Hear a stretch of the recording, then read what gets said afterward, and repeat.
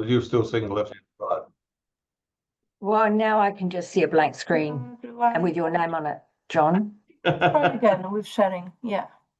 What can you see, Ola? Nothing. We can't see your share. We can only sure. see. I've got three screens here for some stupid reason. Yeah, pick one of them and then accept sharing. Yeah, I'm just trying Hi, to everyone. Sorry, we're just trying to start presentation for you.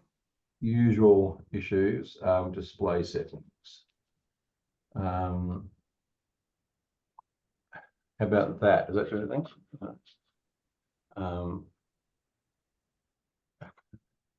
So I want to go to screen 3, screen 2, screen 2. Yeah. Right. What do you say? I can see me now, and I can see you, Annalisa, and all your students. I can't see them, but yeah. And in a minute we'll do the share screen, and worst comes to worst, we just have it so that we see the outline one there, but it's still pretty big, so it'll still be fine. Yeah, no, it'll be fine. Everything is fine. Thanks, John. Just a quick welcome to everyone. Public policy. I begin always with a acknowledgement to country. So here we go. The Queensland University of Technology acknowledges the Turrbal and Yugara as the First Nation owners of the lands where QUT now stands. We pay respect to their elders, laws, customs, and creation spirits. We recognise that these lands have always been places of teaching, research, and learning. QUT acknowledges the important role Aboriginal and Torres Strait Islander people play within the QUT community. And for myself, I'm located in Perth, as is John, actually, and I acknowledge our Noongar people as owners, traditional owners of this land. And because I live in Dianella, it's actually Muro Noongar. That's a bit of information. I had to look. Now, this morning we have John Phillimore with us, and John is the Executive Director of the John Curtin Institute of Public Policy. Now, I'm just going to overview a few quick things about John. He was a Rhodes Scholar. He has a first-class honours in politics and economics from Oxford University. And he has studied policy research unit. He studied with them in University of Sussex in the UK, and he's done his doctorate DPhil on new technology, vocational training, industrial relations in Australia. And he's also associated with a number of other education centres here in Perth, Student Equity, Future Work Institute, Bankwest Economic Centre. And I will say that I had the pleasure of working with John many, many moons ago, and he's just an amazing intellectual, academic intellectual, very down to earth, and I know that you will find his presentation absolutely amazing and very pertinent to what you're doing with your public policy understandings. Okay, John, I better hand it over to you now. Thanks, Annalisa, and Anna, and hi everybody. That's okay. Okay, I knew so many moons ago I used to call Anna Annalisa. So yeah, my nickname. Okay. That's okay. Thanks, great to be here. As Anna said, it's I've had a sort of a career going in and out of public policy and government and being in universities. What Anna didn't say was we're talking a long time ago, that PhD, gosh, that's a long time ago. I worked for a government minister in the state government for about 3 or 4 years, went off and did my PhD in the UK, came back and then worked for 10 years at Murdoch University, actually, which was here in WA, which for a science and technology, which then became Sustainability and Technology Policy Institute, where I did a lot of work for government. Then after about 10 years, I then went into government again, worked for 6 years, working for ministers and then advising on Commonwealth state relations. And then I came out to Curtin again. So I've been at Curtin now for, gosh, 18 years. But I do quite a lot of work when I'm in government. I often find myself drawn to what academics doing, and trying to work out what the research is and trying to work with academics. And then after a while, I feel like I really want to get my teeth into something academically. I go off and work in universities. And then when I'm in universities, I often find myself thinking, really, I really want to do it, as opposed to just talking about it and advising on it. And I end up back in government. So I've sort of gone back and forth over the years. Currently, for the last 15 years or so, I have really just been in universities, but have done quite a lot of projects working with government, been on government committees, etc. So I hope I can sort of give you some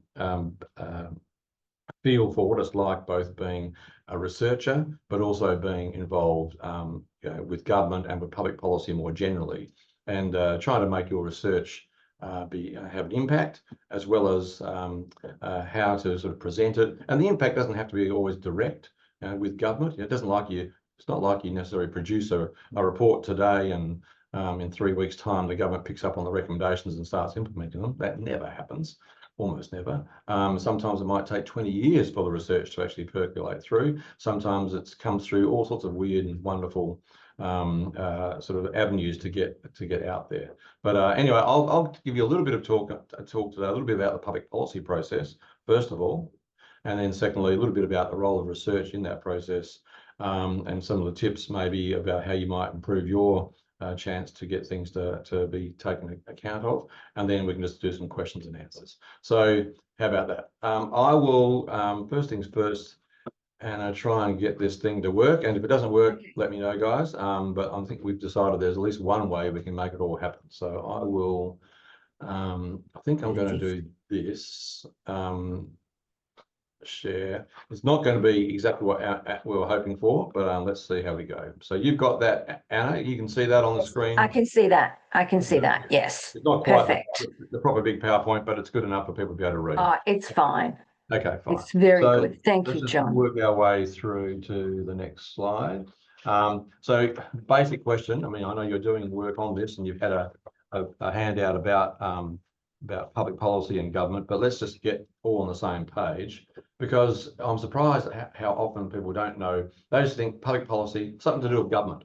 So many people just knock on my door and say, John, you can deal with this issue. It's something to do with government. I mean, like, government is a big thing. So what do we mean by public policy? So my colleague, who's about 20 metres down the corridor here, Alan Fenner, has a very nice, succinct definition, which is public policy is about what governments do, why, and with what consequences, which is a very broad definition. So that's very big. But basically, it's government's got to be in there somewhere, almost always, when it comes to public policy.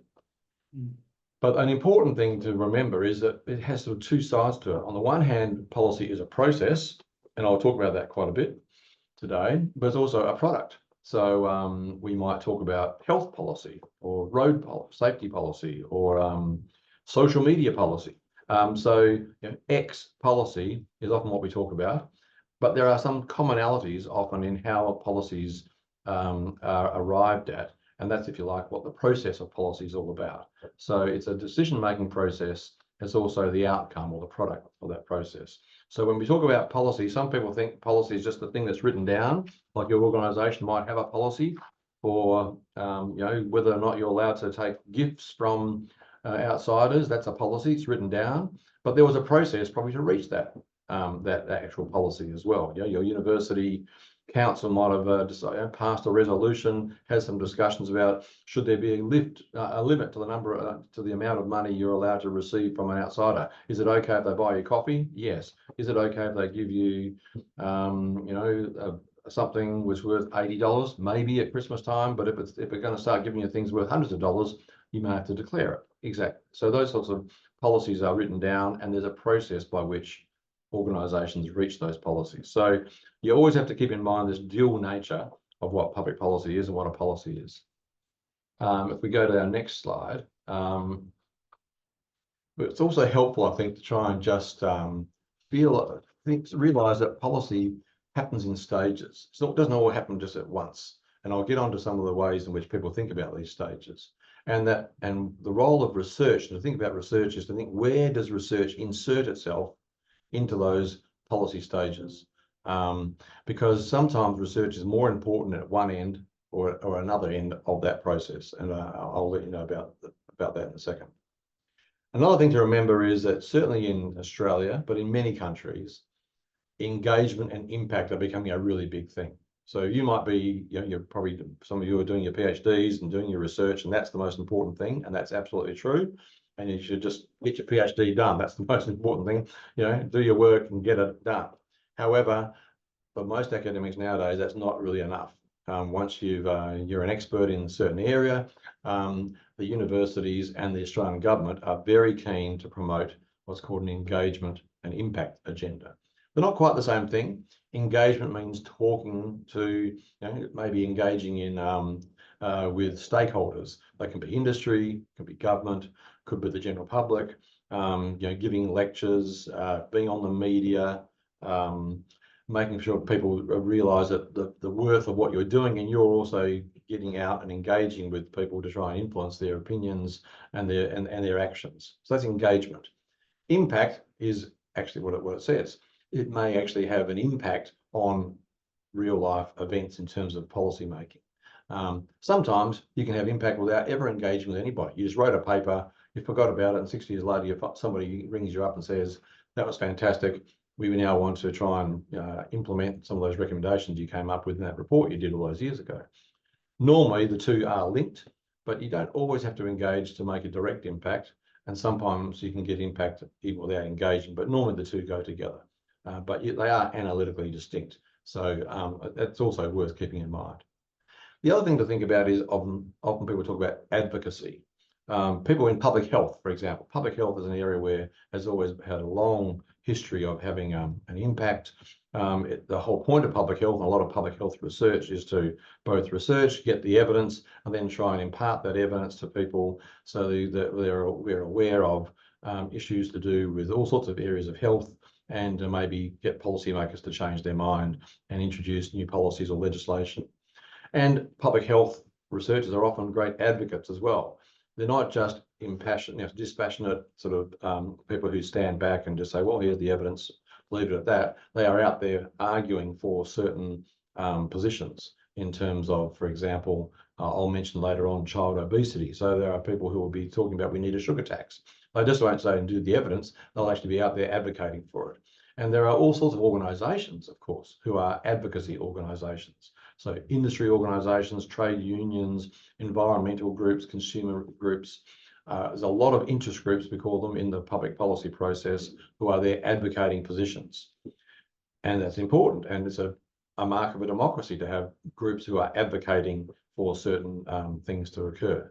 At the moment, electric vehicles, for example, should we or shouldn't we have, should they or shouldn't they be subject to road tax, for example? And some people argue they should, and some people argue they shouldn't. Not surprisingly, interests get involved, and some organisations who want to promote the uptake of electric vehicles will say, well, we shouldn't have to pay for a road tax. Some consumer groups or people who own electric vehicles might say, no, we shouldn't have to pay for a road tax. Of course, there's a bit of self-interest in that. They don't want to pay the tax. But there's also others who argue, we need money for roads, and so therefore they'll be arguing that they should be paying for that. But they also may be linked up to internal combustion engine car manufacturers and sellers who basically don't want to be outcompeted by the electric vehicle groups. So there's a lot of interest groups who will argue for certain things and will advocate their position with government and with the community. The issue to some extent is that advocacy and research are not the same. Again, advocates will often use research and researchers may advocate, but they are a bit different.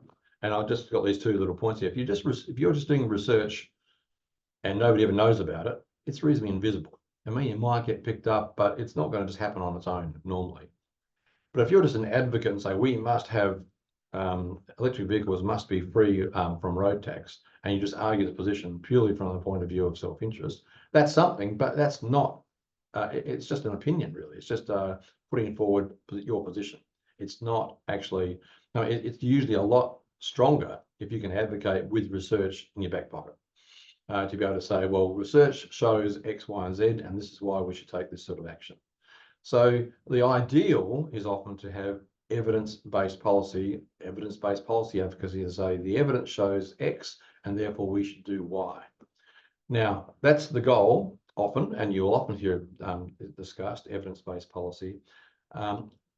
You have to be aware, though, and we'll talk about it in a second, it's often more realistic to be evidence-informed policy, because evidence just doesn't cure everything. It's not, often evidence is murky, it's not clear, it's not always clear, even if you got the evidence, what you should do about it. So therefore, and of course, the policy process is a lot more messy than just say, let's ask the scientists, that's it. So I think we have to be realistic here, that policy, the best you can probably hope for is for policy to be evidence informed by researchers such as yourself. Okay, I'll just move on. So in an ideal world, people often used to think about, I mean, in fact, this is coming from this is called the Australian Policy Cycle. It was from a handbook co-authored by a person who then later became the Vice Chancellor of University of Melbourne and then became the head of the Department of Prime Minister and Cabinet, Glenn Davis, one of Australia's most esteemed bureaucrats, who was also an esteemed academic in public policy. And he and his colleague, Peter Bridgman, came up with this book on how does policy work, and they introduced this idea of the policy process, the policy cycle, which tries to show you an ideal picture, idealistic, of how policy in a rational world might work. And you would probably start at the very bottom of that that circle there and say, oh, let's identify the issue. What is the issue we're trying to solve here? And we do our analysis and gather up the evidence and work out which policy instrument might be the best way to try and solve the issue that's been, or tackle the issue that's been identified, consult with the various stakeholders, coordinate the various operators within government. Maybe it involves 2 or 3 government departments to get something to happen, get cabinet to make a decision, implement the decision, and then evaluate what the decision and what the outcome of that has been. So has the policy worked or not? And once we learn from that, we then rethink it and maybe adjust the policy and move around again. That's how you might hope the policy works.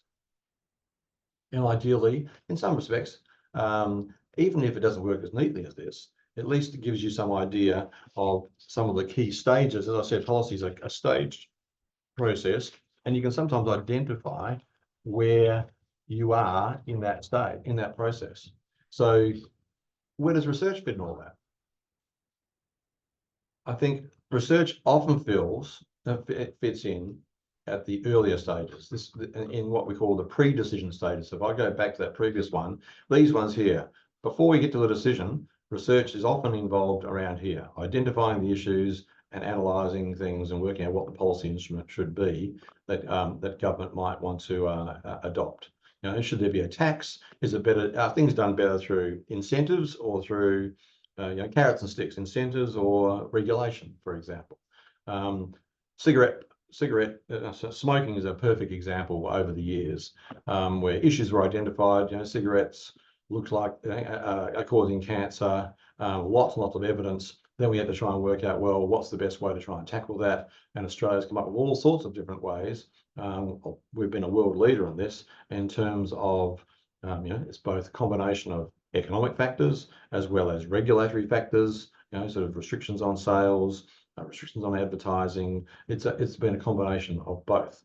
And now we have a new problem where it seems like there's been this outbreak of illicit tobacco sales, introduction of organised crime into the whole area, and now we're trying to work out what's the best way to try and deal with that. Again, we're starting to identify the issues and look at what might be the best ways to tackle that.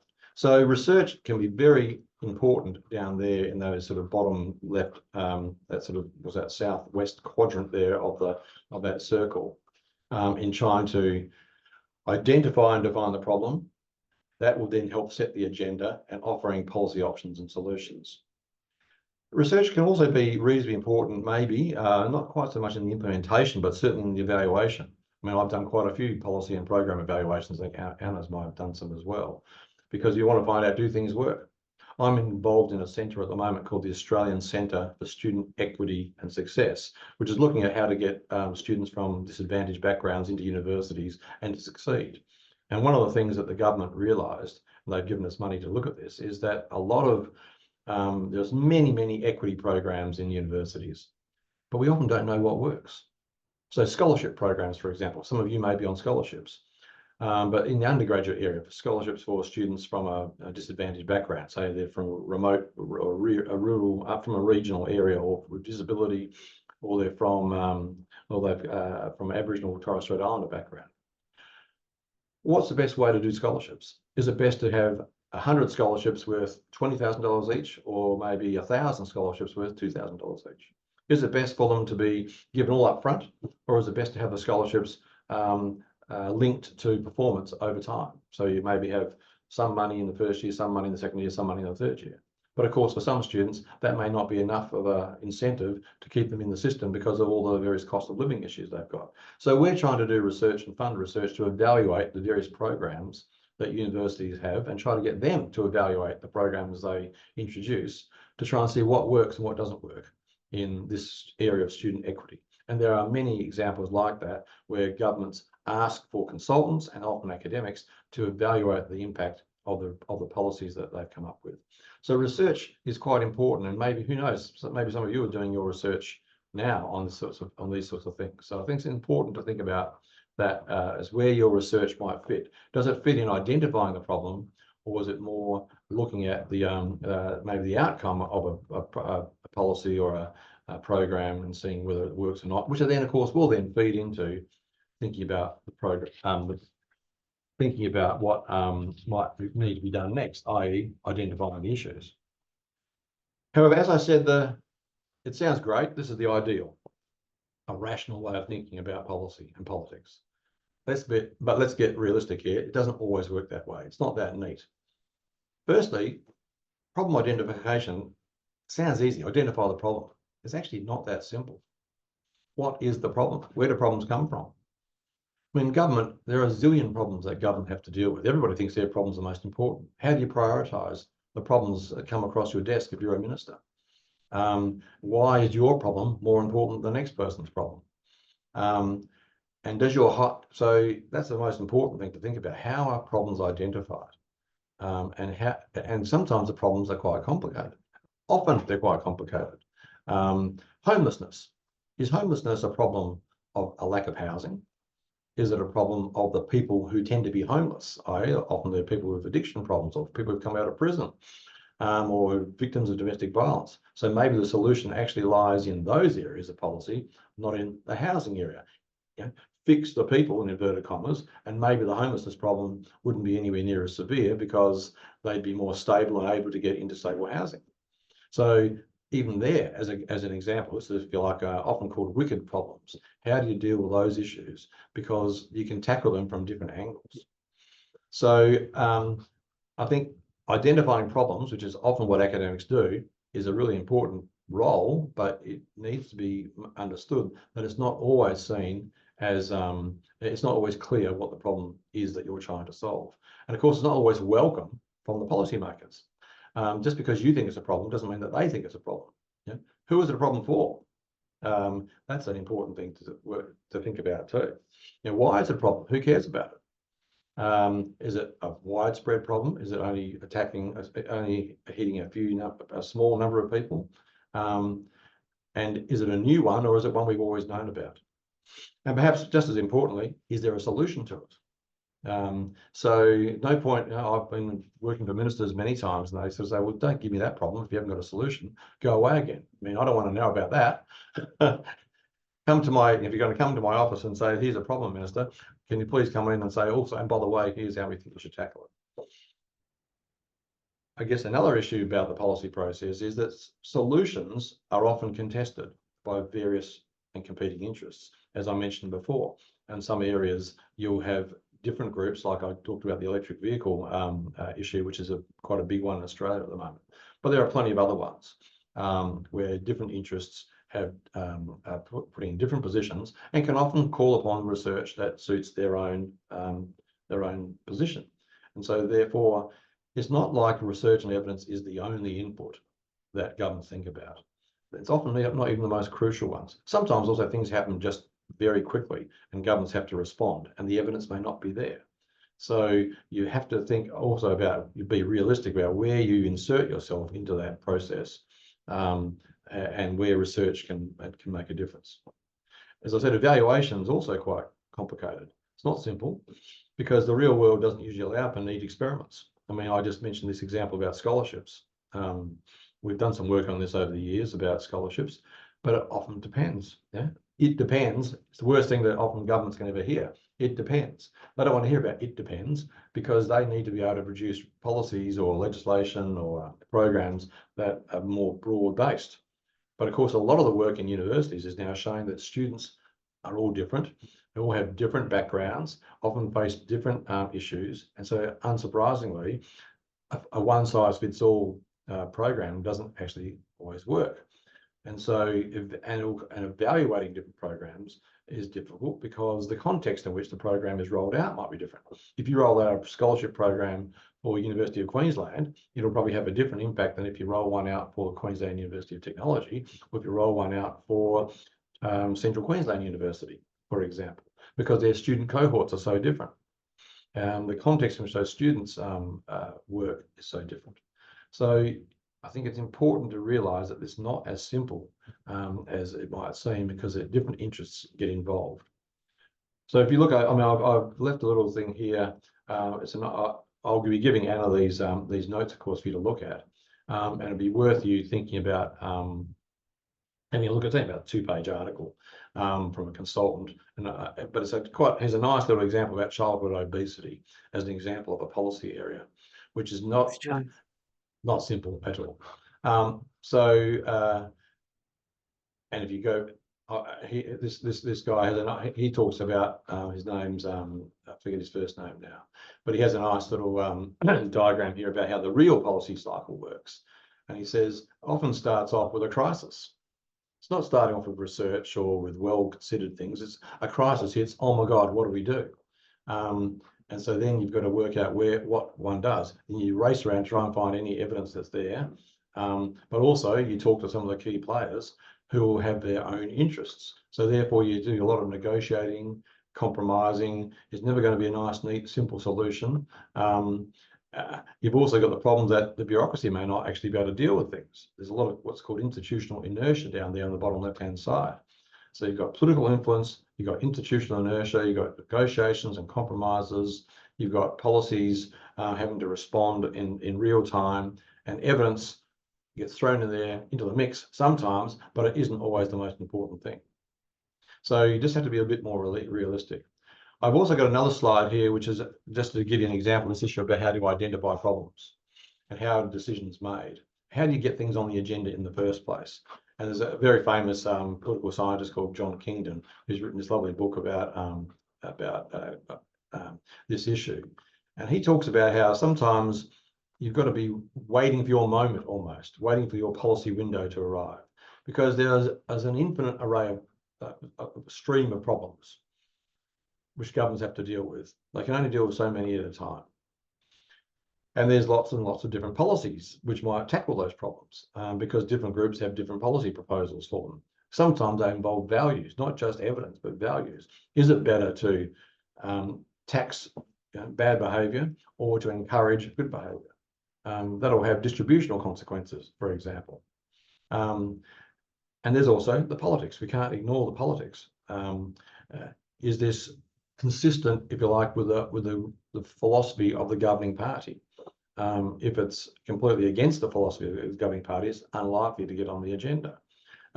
Does it promote, if a minister's just changed, but if the policy was actually the signature policy of the previous minister or the previous government, it's unlikely to have much chance at the moment. So you've got to take these factors into account. And what Kingdon argues is that occasionally you get a policy window. And he also, not in this diagram here, you sometimes have a policy entrepreneur who pulls together the various streams and says, right, and it often is a crisis. At the moment, for example, in Australia, we've had a terrible thing happening with the 000 emergency telephone network not working through Optus. It turns out that actually there has been a bit of work done on this over the last few years about how we might actually improve our emergency telephone network.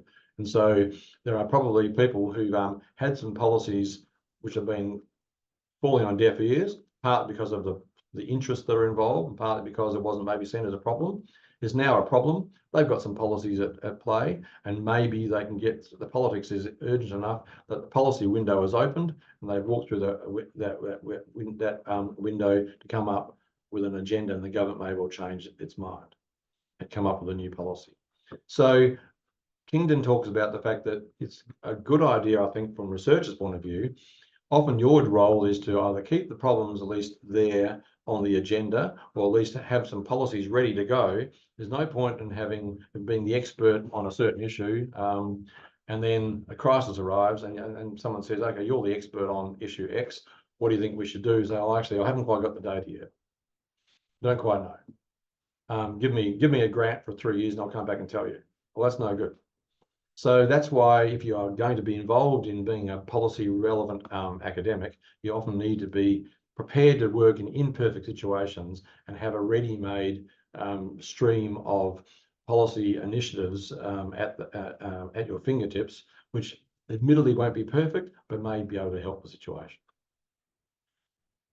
So this leads me to the question of, well, what do policy makers even listen to researchers, or do they read research? Because you think, oh, of course they would be. Surely they're looking for the best evidence. But it's actually not as clear as that. And so, in fact, a project led out of the University of Queensland by a guy I know quite well, Brian Head, did this really good research a few years ago. And it's been replicated in other countries as well. And the findings are fairly similar. Because they wanted to find out, well, what do bureaucrats, for example, what do public servants read? How do policymakers actually come to their decisions in terms of research? Do they read research? Are they interested? And do researchers know how to actually engage with policymakers? That's the engagement and impact agenda I talked about. And what seems to facilitate and hinder the uptake of research? I've got this link here, which I'll give again to Anna, and it's a very quick summary of the Brian Head project. And what he came up with is some quite interesting findings. The first thing, from the point of view of the public sector and from a point of view of government, the first thing to note is that actually other public sector agencies and their own agency is the most important source of advice. Not academics. They're not reading the journal of X or the proceedings of Y. They're talking to their other colleagues and to other departments to find that they are the most valuable source of advice for them. Also, they talk to think tanks, consulting firms. Academic research is valuable, but it's not often used by most policy staff.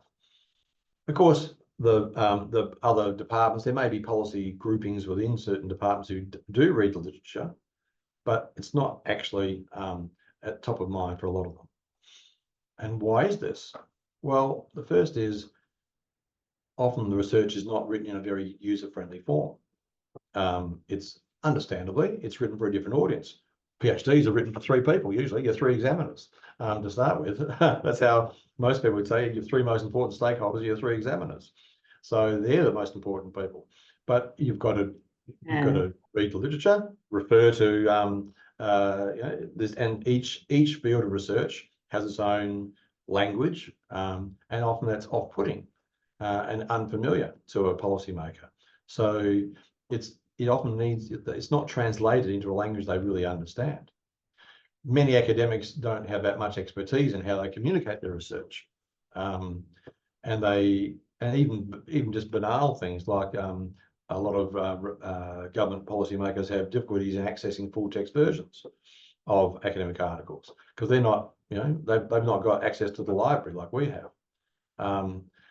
And there's also not that many opportunities to build relationships with researchers. And of course, time, events, urgency, pressure, media means that it's the immediate that takes precedence often in a policy world over long-term thinking about the big issues. So there's a lot of issues from a public sector's point of view that means why they don't always just pick up and say, okay, well, obviously I should listen to what Professor Phillimore or Dr. Moreno's have to say, because they've got other things on their mind and we may not be presenting putting our best foot forward in terms of the research we provide. From the researcher's point of view, it's sometimes difficult. Coordinating your work with the partners is a problem in terms of timescales, for example. They want things now. industry has the same issue. They want to do research often with they often want to partner with our universities, but they find the time. So that's great. I've just got to finish this semester and I'll start, in 8 weeks' time. They say, I can't wait that long. Or I say, yes, we'll do it. But of course, it's going to take us a few months to get the things through our research office. And then, of course, it's going to take a year. And then we have the intellectual property issues to think about. And guess what? The opportunity is lost. So the timescale is a big issue. The openness, we want to be able to publish. I mean, our incentive structures in universities are often different from the incentive structures of government or of industry players who want to commission research. So it is difficult to get those things to match up because our reward systems are different. And it does cost time, effort, intellectual effort to actually translate research. I think certainly in the health area, in other areas, you can tell me, my impression is in the health area in particular. I mean, journals, for example, are getting much better, I think, at trying to publicize and at translating research results. I mean, a lot of journals now have a thing where they say, okay, what was the problem? What did we do? What did we find? What's new about what we found? And what are the implications for policy for whatever? I mean, they're forcing people into. Is that right? When you're doing your academic article now, you have to write those in. It makes you think about it. In the past, it was just you write your abstract, which is effectively a summary of the whole article, and it didn't have to say a so what. You didn't have to have a so what element to your research. Nowadays, increasingly, journals in particular are asking you, so what? Can you explain firstly what you did in simple language, why you were thinking it was important in the first place, and so what? And so I think increasingly there's a little bit, there's more pressure on academics to do that, not always with the intention of trying to get it picked up by policymakers, but certainly trying to make it more involving and more for academics, for the general public who read this, or for the policymakers, the intelligent audience that you're hoping to attract. And so I think that's an important way to think about things, that you've got to be at least thinking along those lines. The other thing to be blunt, is not every academic wants to do this stuff, and not every academic is necessarily skilled at doing it. And so therefore, what Brian Head and his colleagues talk about is, well, there are some ways, maybe there's some division of labour to happen here. Firstly, you can do things and make your research more accessible. You make them, do a nice one-page summary document. They're called executive summaries for a reason. Executives are busy people; they haven't got a lot of time, so they need to be able to read things reasonably quickly. So summary documents in easy to understand language, policy relevant results. Try to get groups together, meeting people, but often you need a broker to do that. And so increasingly universities now have, if you like, officers and some academics who are just really good at it. I mean, our university, Curtin University, there's a guy called Peter Newman, who's well known in his area of urban planning and cities and public transport. And he's been doing it for 50 years. And he's like the go-to guy that media goes to, because Peter, A, has an opinion, B, it's well backed up with research, and he knows how to put it in ordinary everyday language. In public health, Curtin used to have a professor called Mike Daub, and I think I'll give Annalisa some stuff that Mike's done over the years. Again, terrific stuff. He was a very active anti-smoking campaigner, and he was the head of the Department of Health at one stage. So he's been able to cross that divide, and again, is fantastic at knowing how to advocate, how to draw evidence together, and he's like a policy broker. He can straddle the two worlds. It's not necessary for everybody to be able to do it, but if you are interested in getting your work out and about in the policy world, sometimes it's best to latch on to people who are already pretty good at it, because there's not that many. So that, I mean, and most universities also have other things. They often have media training, how to be able to talk in the media about your research, how to partner with other people. I guess what I would say, my last 3 dot points there is, firstly, if you are interested in it, have the view of yes as your default. I mean, I often get asked to do media interviews, and I often think, oh God, do I have to? But actually, I often say yes, just because I think we should be out there. If I get asked to be on a committee, if I can, I'll say yes. Or at least even go along to a presentation to find out what the government's doing. It's a good thing to say yes, rather than just to bury yourself in your room. That's the first thing. Have a positive attitude. If you're not interested in it, fine. It's quite legitimate. But if you are, you've got to be out there. The second thing is, though, you've got to be a bit realistic. I mean, I've got plenty of things I've done over the years and have never seen the light of day, even though I've tried my best. Other ones, I was completely surprised that they really took off. And sometimes I had a more strategic attitude and we got there much more quickly. And again, I'll give Annalisa something to show you about a thing we did once on to do with a public health type issue, which we really targeted the media and got a lot of media coverage as a result of a planned strategy. But you also have to be patient as a result. It's not going to happen overnight. Don't say, oh God, politics is terrible, government policy is terrible. They didn't listen to my fantastic bit of research I did. You've got to learn how to do it, and you've got to understand where they're coming from.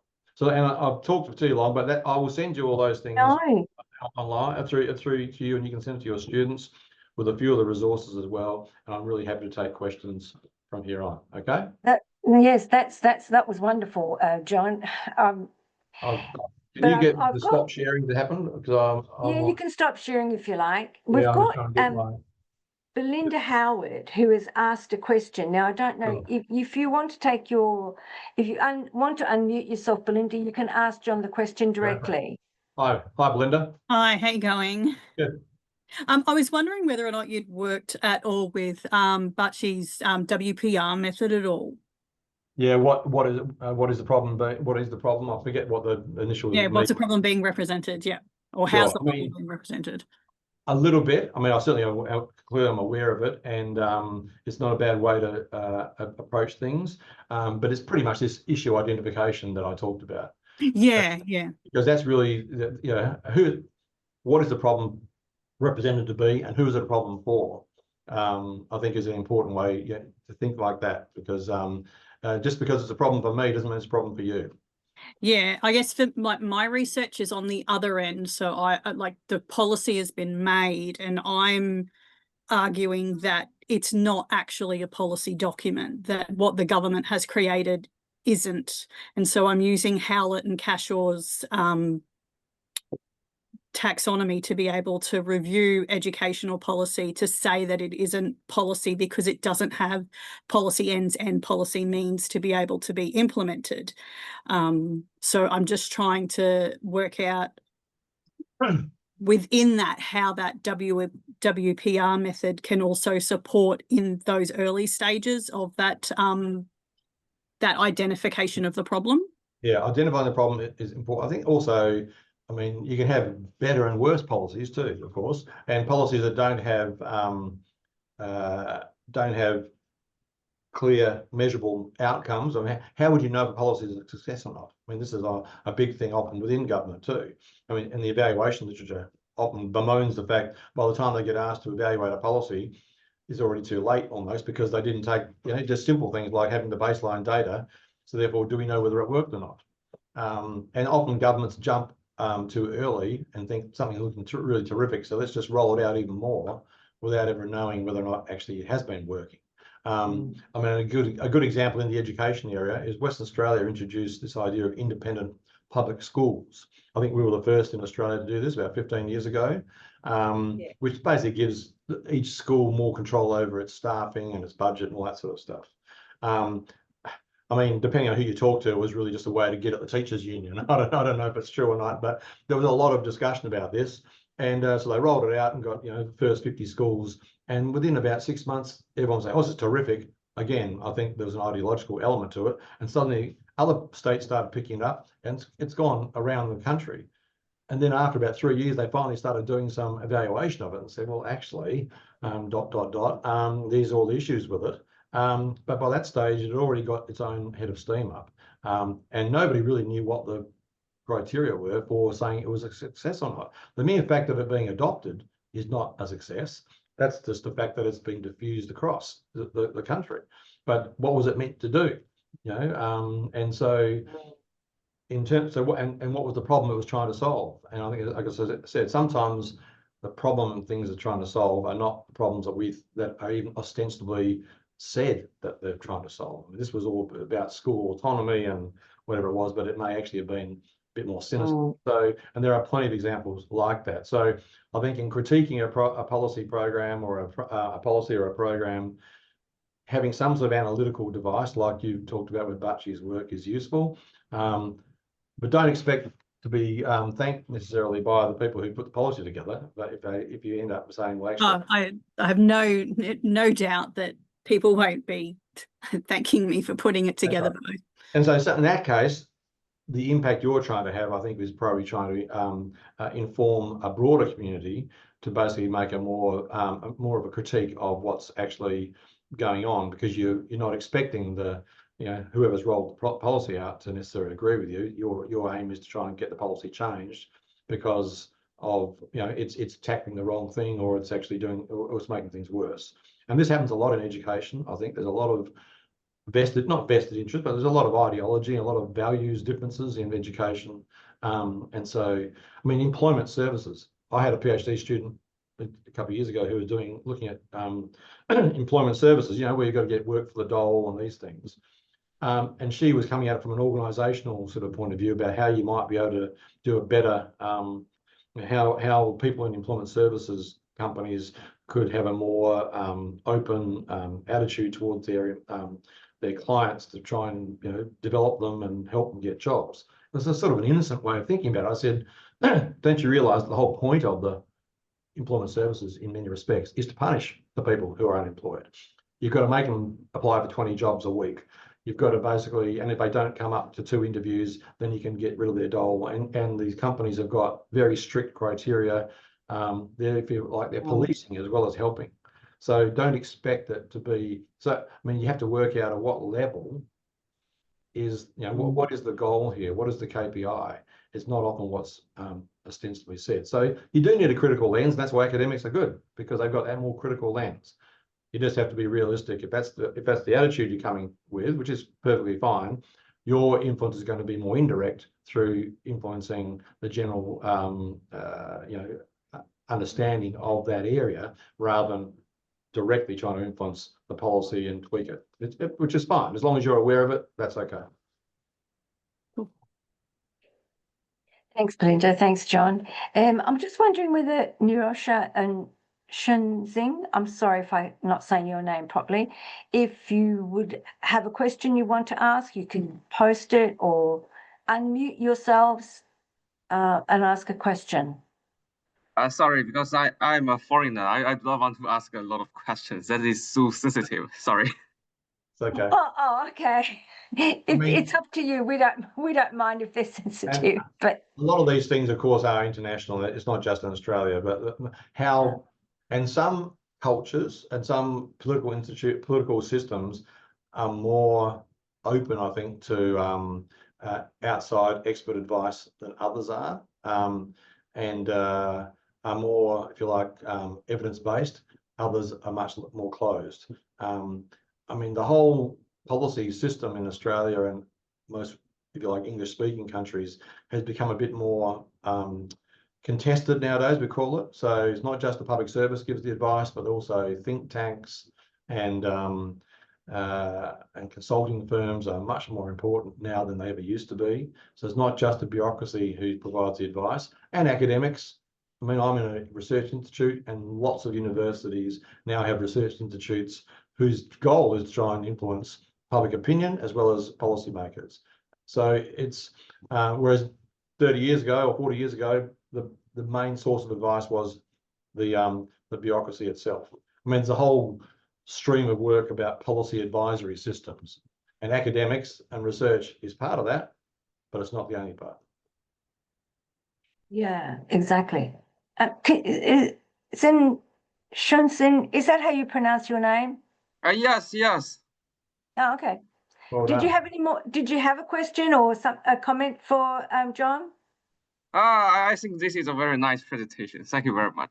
Well, thank you. Because I didn't have any chance to study the public policy in my own country. Yes, because my background is economics. Sure. Wow. Well, economics is, of course, I mean, there's a lot of debate about which fields of study should have most influence over policy making, and economics, if you like, over the last 20 years has been probably the most important in some respects. If you need a cost benefit analysis, you need to show sometimes the best way to get things through in a policy sense is to have an economic argument, even if your main reason for arguing for something is more for a values-based or more social justice. Often governments only listen if you can also talk about the economic value of something. I mean, climate change is a great example. I mean, there's all sorts of reasons why we should be alarmed by climate change from the point of view of protecting the natural world. But if you can somehow show it's an economic problem, and here's what the economics are of trying to solve this issue or tackle it, suddenly government bureaucracies can understand it better. Yes. Even in social welfare areas, a lot of things to do with things like trying to gender equity issues. If you can show that actually having more women in the workforce produces more economic growth or more income for the economy, that might be what tips it in favour, as opposed to saying women and men should have equal chances to enter the labour force from a more ethical point of view. So economics has become crucial, and understanding the language of economics is very important for government. And there's a lot of people who don't like that. They think things should just be decided purely on other grounds, but economic grounds are also increasingly important. Thank you very much, Professor. Yeah, thanks for the question, the answer. John, I also remember economics came into play at one stage in the area of domestic violence, saying that if legislation was put and reduced the amount of domestic violence, it actually would cost the government X number of millions of dollars or whatever it was at the time, in women turning up in hospitals and children, being harmed as well. It's a very salient point, John. I mean, it's a sad one in a way, but it's often will tip things that often can be the thing that tips governments over the edge. It's part of this issue of what's the problem and who is it a problem for. I mean, there's a wonderful episode of this TV show shows you how old I am, called Yes Minister, about yes, I love it, about the smoking issue. And I mean, and really what happened was, of course, a lot of the argument was, well, we can't have people not smoke because we get all this taxation revenue from smoking. But but the counter argument was then put eventually, which helped win the day. It wasn't just, and of course it was more than that. It was also the health issues and the misery and stuff about what caused by smoking. But also, if they could show the costs to the health system were as much, if not greater, than the costs, than the benefits in taxation and the revenue the government was bringing in. Gambling is a perfect example at the moment. I mean, there's the gambling industry is very powerful. There's a lot of money, a lot of revenue comes into state governments from the gambling industry, but a lot of the opponents of the gambling industry are not just talking about the human misery caused by gamblers who are addicted, but also they talk about the added costs from the sort of things you're talking about, Anna, the people who can't work, or issues to do with health issues, and so it becomes an economic calculus, unfortunately, as much as anything else. So the language of economics is important, not the only one. Legality is important too, ethics, fairness, justice, but economics is almost always involved in pretty much every policy issue these days. I've done a fair bit of, I've been looking at it a lot lately, and the conceptual framing within policy to be able to understand what it is that they're trying to say. Like my area is in career development policy, and I find that when they're looking at things like, and they're talking about career education, or they're talking about capabilities, they're talking about equity and access when it comes to that conceptual divergence as such. But when they're talking about employability and pathways and transitions, that's more that economic and workforce side of things. So yes, that's actually really an interesting point. I've been trying to dive into it a fair bit lately. It doesn't have to be either or, it can be and. So that's important. So yeah, if you can somehow add an economic aspect to it, it helps. You've got another thing on your Q&A here. John, would you Russia, have a look and read it? Just having a quick look. Adolescent perpetration of family domestic violence.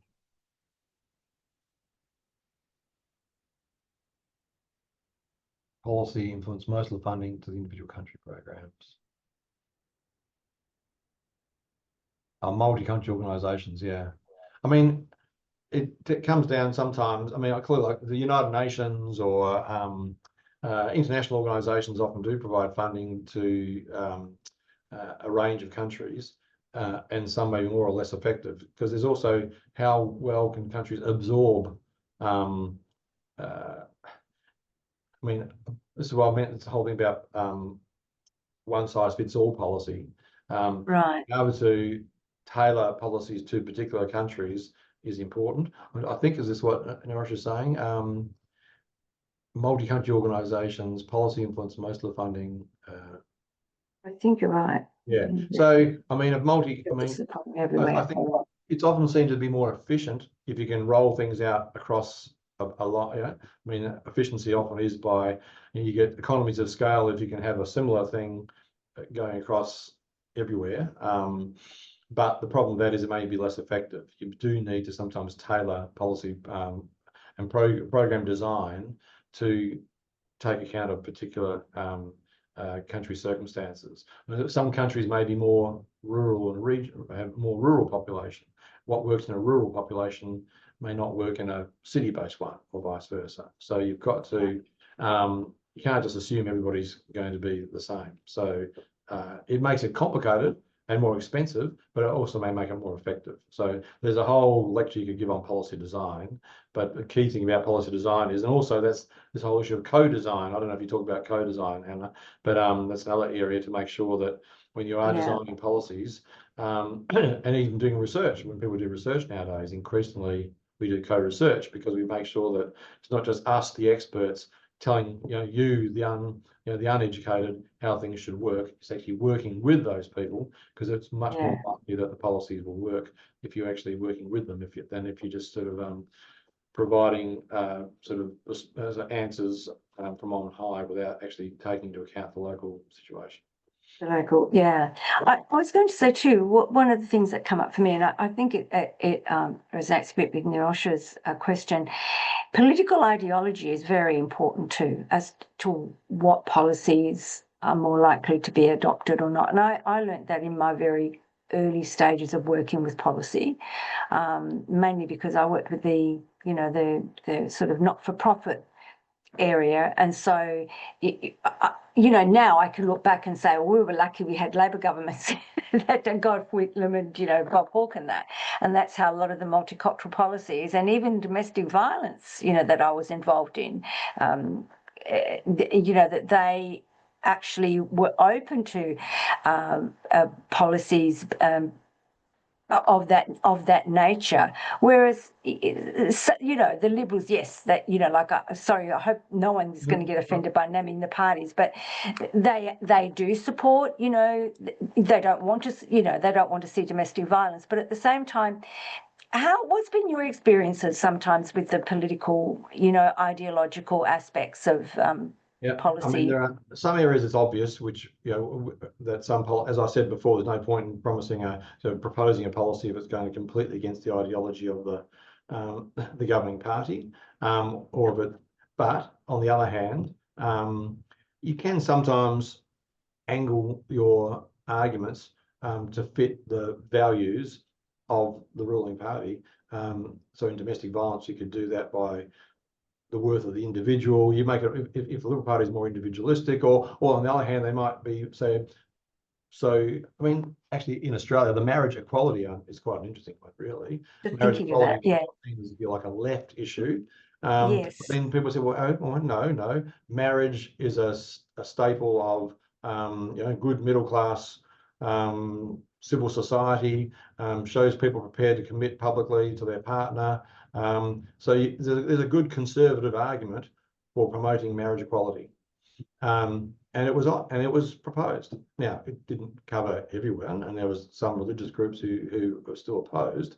But you could frame that question about marriage equality either from if you like, a more libertarian or sort of left wing, if you like, individual rights type argument, or you could have framed that, and often was framed in the sense of this is a continuation of stable society, people committing to each other in public, to partners, and that's better for society as well. And that seemed to work. So it's not always possible, but in some things it can be done. I mean, native title was a left-right issue for a long time in terms of Labor versus the Labor Party was, had to deal with this in Australia, Aboriginal rights. It was a rights issue, but then could it also be then converted into a property rights issue, of property, and that's often seen as a conservative liberal issue. And so it was the West Australian government of Colin Barnett, the Liberal Premier here in West Australia, who basically signed the biggest native title agreement with the Noongar people in Western Australia, and has given millions of dollars under that settlement, partly because I think it could be argued it was a property rights issue, and B, it gave certainty to industry and meant that there was going to be more chance of economic development of Aboriginal people. And so you put it in that language, as opposed to a different language of, recognising past wrongs and dispossession and Aboriginal rights one, that's also there. It has the same effect, but with a different framing. So framing is another way of identifying issues. Also is a lot about how you frame the issue as well. So not every issue can be done that way. Sometimes it's just purely a battle of values which are not commensurate with each other, but sometimes it can be. No, I like that, John, because I've always seen that there needs to be some kind of marriage, or at least some kind of relationship between politics and policy, because just as you just described, language makes a lot of difference, and understanding what the thinking is. The policy, the government at the time, what the politics is about, helps you then as a researcher. I guess for me, that's how I translate it. As a researcher, think about how I'm actually going to present that if I want, this particular government, for example, to take on X, Y, Z. I'm just cognizant of the time, John, of you giving so much of your time to us. That was a fantastic presentation, and I know we've all thoroughly enjoyed it, and I know our students who were unable to be here today will gain a lot of depth and more knowledge within the policy cycle. But I look forward to catching up with you again soon. No problem, and I'll send you some of those PowerPoints and resources for later on. Thank you. Thank you so much, John. Okay. Thanks, Bye. everyone. Bye. Thanks, Ola. Bye. Thank you so much. Bye. Thank you. Bye.